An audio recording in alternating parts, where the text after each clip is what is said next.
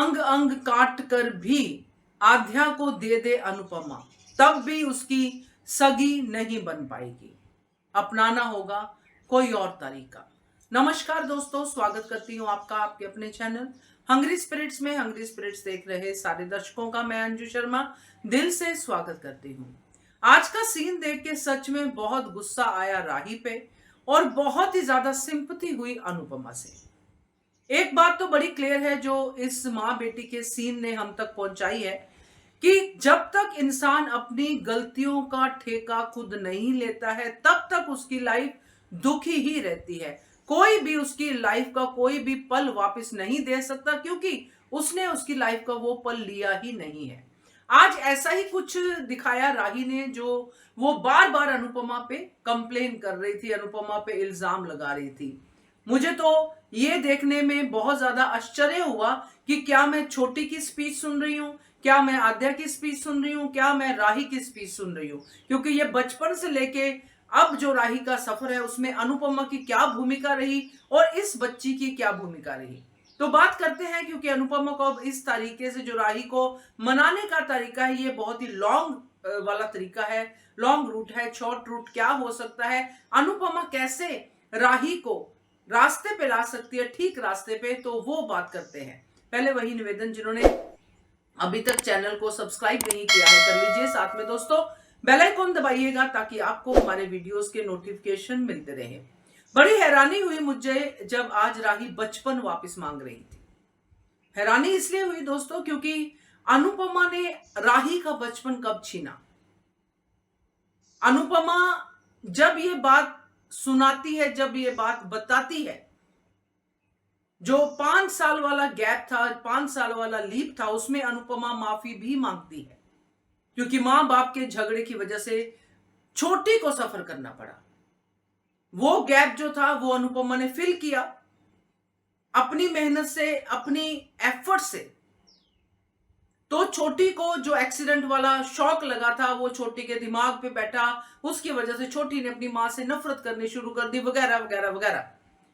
चलिए ये बात समझ में भी आती है कि वहां पे छोटी का ये सवाल बनता है कि मेरा बचपन मुझे लौटा दो, कि मां से इतनी अटैच थी और मां छोड़ के चली गई पापा के डायलॉग को सुनने के बाद। अब छोटी पापा मम्मी की प्रॉब्लम को नहीं समझ पाती है, इसलिए हम इस बात को मान के चलते हैं कि छोटी की क्या गलती थी। एक बच्ची के दिमाग में बैठ गया और उस बच्ची का वो बचपन जो 5 से लेके 13 साल तक, यानी कि 8 साल का बचपन अनुपमा पे उधार रहा। चलिए ये बात मान ली। उसके बाद आद्या ने क्या किया? आद्या ने उस बचपन को छीने हुए जो अनुपमा से, सिर्फ अनुपमा से आद्या के हिसाब से गलती हुई थी, उसको ब्याज समेत वापस किया।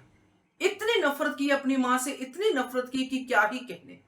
कोई भी मां रो पड़ेगी कि मेरी बेटी मुझसे इतनी नफरत करती है। फुल ड्रामा जो अमेरिका में हुआ। उसके बाद क्या हुआ? उसके बाद आद्या मेगा के चंगुल में फंस गई अपनी गलती की वजह से, क्योंकि उसको मॉम और पॉप को मिलते हुए देखने में इतनी ज्यादा तकलीफ थी कि वो भाग गई घर से। कि मेरे पॉप मेरे अलावा किसी को इंपॉर्टेंस दे कैसे सकते हैं। वहां पे आद्या ने अपने पॉप के बारे में भी बिल्कुल नहीं सोचा, सोचा सिर्फ अपनी ईगो के बारे में, अपने अहंकार के बारे में कि मेरे पापा इस अनुपमा के साथ कैसे मिल सकते हैं। वो हो गया, मेगा के पास फंस गई, वहां पे मम्मी मम्मी कर रही है और मम्मी उसको वहां पे जान दे के बचा के लाती है, जान दे देती है अपनी। कैसे वो, हम सब ने देखा कैसे वो अंदर जाती है, चोट लगी हुई है, कैसे मम्मी को इशारे कर करके। तो यहां पे क्या वो खुद को नहीं देखती कि मैंने मैनिपुलेशन किया? क्योंकि माफ तो मैंने मम्मी को कभी किया ही नहीं। जब छोटी से आद्या बनी तब भी नहीं, जब आद्या से राही बनी तब भी नहीं। तो इस पूरे के पूरे चंक में मैंने तो अपनी मां को यूज ही किया है।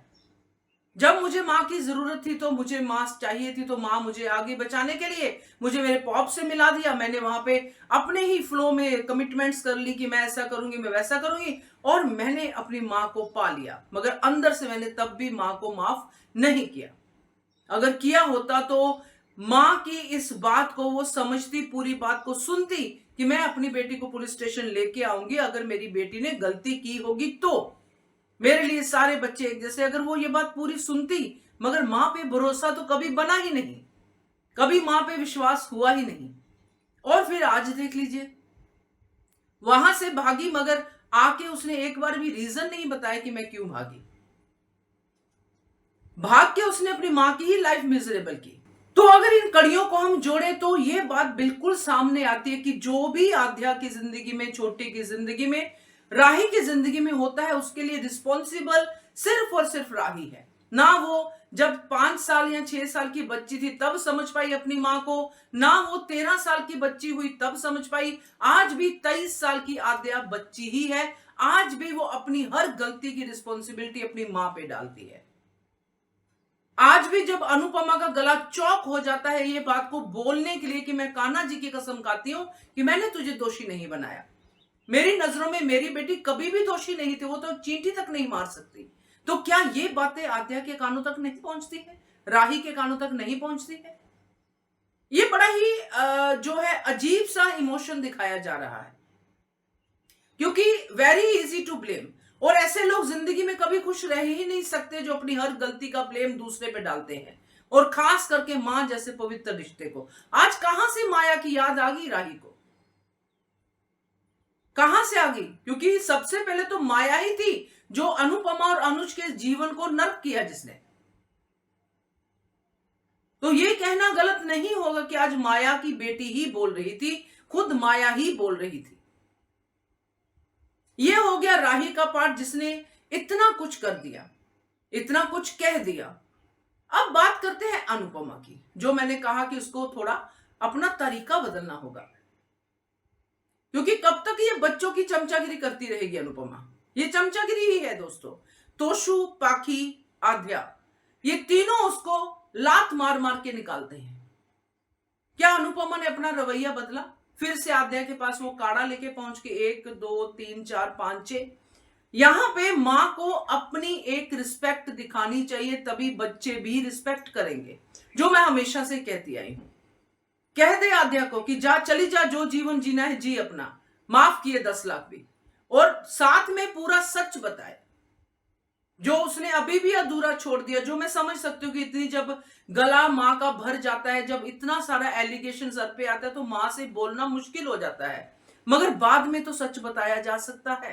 कभी तो किसी के जरिए तो सच बताया जा सकता है, अंश के जरिए से ही, कि क्या हुआ था उसके बाद, कि आध्या ने जाके अनुपमा की जिंदगी ही मिजरेबल की थी, अपनी तो क्या की ही की। तो ये सच बता के अनुपमा आद्या को घर से खुद कहे कि जा बेटा, तेरे को लगता है कि तेरी जिंदगी मैंने हेल बनाई है, मैंने जितनी बनानी थी बना दी, अब तू जा अपनी जिंदगी बना। मगर ये बात अनुपमा नहीं कह पाती है। बट मैं आपको बताऊं, ऐसी मदर्स होती हैं जो वक्त आने पे अपने बच्चे के साथ सख्ती भी करती हैं। मगर अनुपमा का ये जो लॉन्ग रूट है, जो मैंने शुरू से कहा है, ये लॉन्ग रूट काफी लंबा जाता है कि अनुपमा सिर्फ अपने कंपैशन से, अपने प्यार से ही बच्चों को जीतना चाहती है, जो गलत नहीं है। मगर कभी कभी इस लॉन्ग रूट पे गुस्सा बहुत आता है। कभी कभी लगता है कि क्यों भाई, अपनी जिंदगी देखो, अपने आप को भी तो देखो, आपको भी तो भगवान ने एक लाइफ देके, ह्यूमन लाइफ है जिसकी आप कदर ही नहीं कर रहे हो। You are not respecting your life at all. ये किरदार कभी कभी ये शेड देता है जो सच में अच्छा नहीं लगता है, क्योंकि हम लोग बीइंग ए व्यूअर बाहर से चीजें देखते हैं और हमें इस बात को लेके गुस्सा होता है कि क्यों, हम क्या सीखें कि बार बार अपने बच्चों से बेइज्जती कराओ, जो नहीं किया वो भी सुनो। क्यों सुनो? क्यों ना बच्चों को आईना दिखाओ कि बेटा, अगर तुम ये सोचते हो कि मुझे मेरे बच्चों की जरूरत है, तो बच्चों को भी मेरी जरूरत है। अपनी इंपॉर्टेंस जरूर कभी ना कभी दिखानी पड़ेगी अनुपमा को, चाहे वो तोशु पाखी हो, चाहे ये आद्या हो, कोई भी बच्चा हो। कोई भी बच्चा वक्त आने पे अनुपमा को ठोक कर मारता है। जब उसका मतलब होता है तो आ जाता है, जब मतलब नहीं होता, या मतलब हो या ना हो, अनुपमा इन बच्चों के लिए एग्जिस्ट करती ही नहीं है। आद्या हो मुसीबत में तो मम्मी मम्मी, मम्मी बचा दे तो मम्मी मम्मी, मगर जैसे ही मम्मी ने एक लाइन बोल दी तो कौन मम्मी? तो ये जो हो रहा है ये बर्दाश्त नहीं हो रहा है, क्या करें। बट अनुपमा करेगी ठीक, हमें पता है अनुपमा इस चीज को अपने तरीके से जो है रिजॉल्व करेगी। देखते हैं, मजा तो आएगा खैर। मगर ये इमोशन जो जागते हैं अनुपमा देखने के बाद, जो अनुपमा ने आज एक्टिंग करके जिस तरह से रूपाली गांगुली ने उस सीन को किया है, आई एम श्योर कि कोई नहीं कर सकता। बहुत अच्छे से वो सीन उन्होंने अपनी एक्टिंग से निभाया है। तो उनके लिए तो सच में दिल से खुशी होती है कि ऐसी एक्ट्रेसेस होनी चाहिए जो आपके दिल में उतरे। इस इमोशन को वही मां समझ सकती है जिसने कभी अपने बच्चे के साथ बात करते वक्त ये फीलिंग ली हो कि गला चौक कर गया, नहीं निकल रहे मुंह से शब्द, नहीं बोला जा रहा। तो ये पूरा सीन वैसा था और इसके लिए ये आज की वीडियो भी बहुत लंबी बनी है आपके लिए। तो बताइएगा कहाँ पे मैंने गलत बोला या कहाँ पे क्या कमी रह गई है, या आपको अच्छा लगा तो लाइक जरूर कीजिएगा, शेयर कीजिएगा अगर आपका मन करे तो। Thank you so much for watching Hungry Spirits channel. Subscribe to our channel by clicking the subscribe button. Click the bell button and enjoy the latest uploads from our channel.